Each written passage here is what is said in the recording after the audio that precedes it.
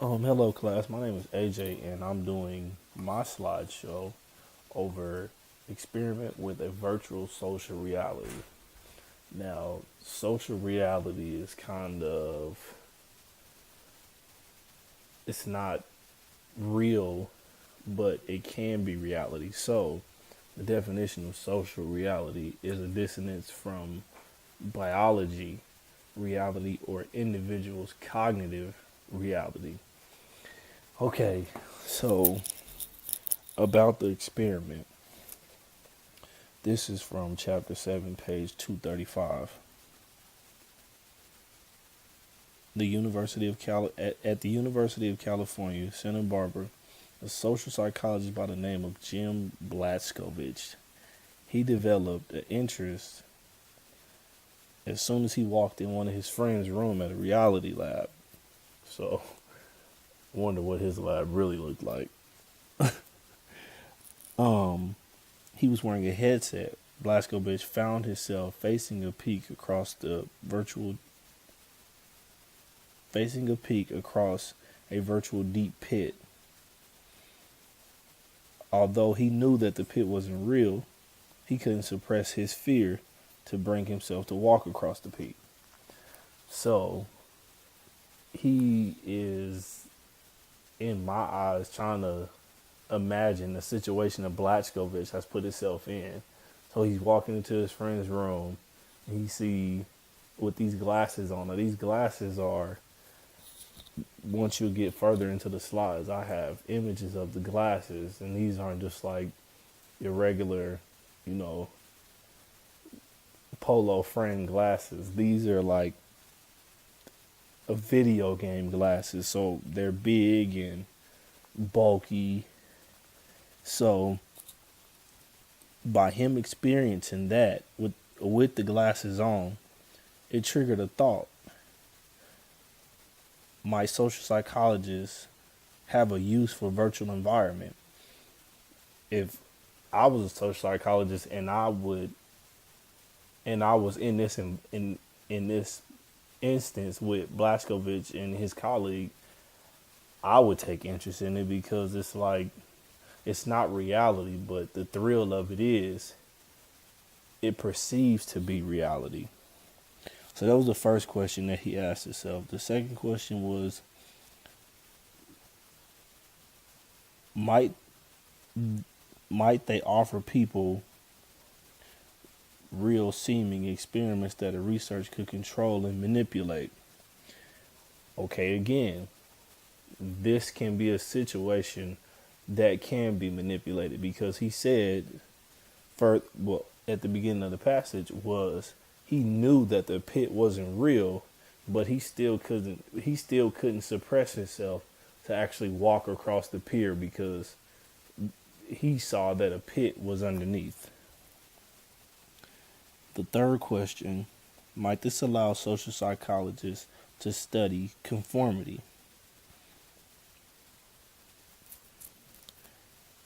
And by that, I'm going to talk more about the glasses and the social reality.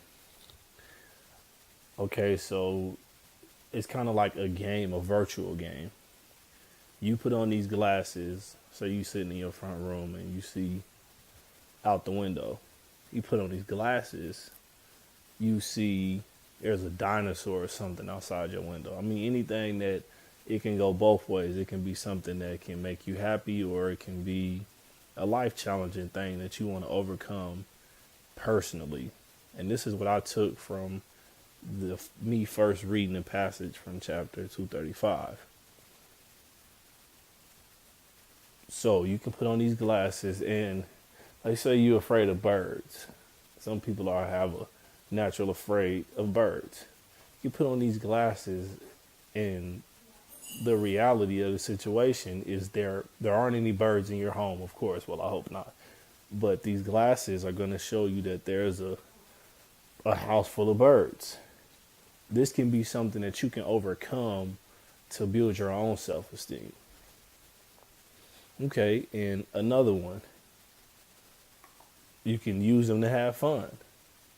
And there's actually older video games from back in the 90s that actually used these glasses that we continue to keep talking about to actually play video games to make you feel as if you're like actually in the moment, like you're in the game, like you feel the pressure, like the heat is on. And we'll continue to talk further about it as we begin the slideshow about experimenting with a virtual social reality. On to the second slide. The TQRs were basically possibilities and limits that the mimickers can gain social influence from an aided communication.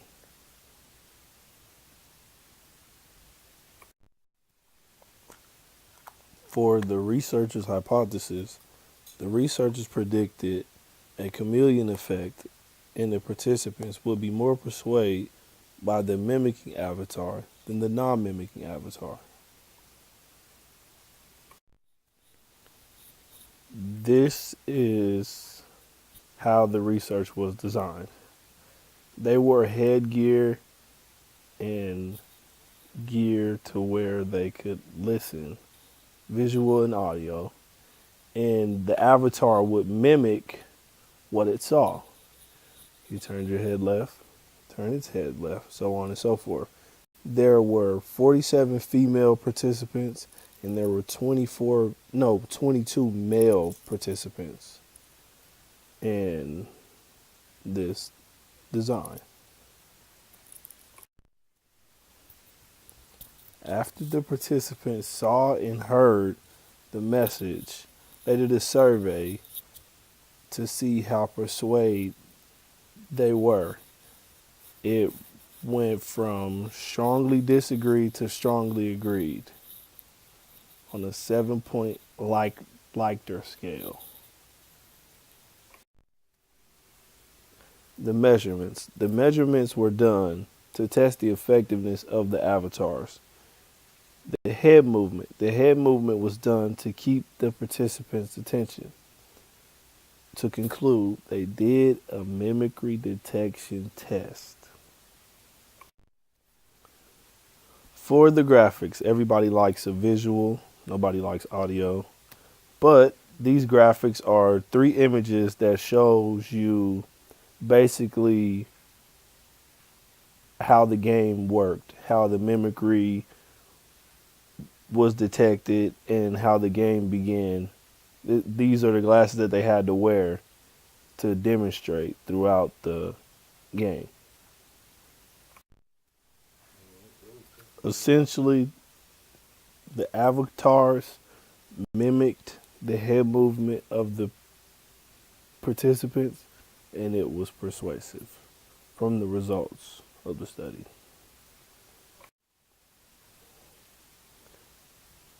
Finally, for the conclusion, this study raises questions concerning the distinction between contingency behavior and mimicking behavior.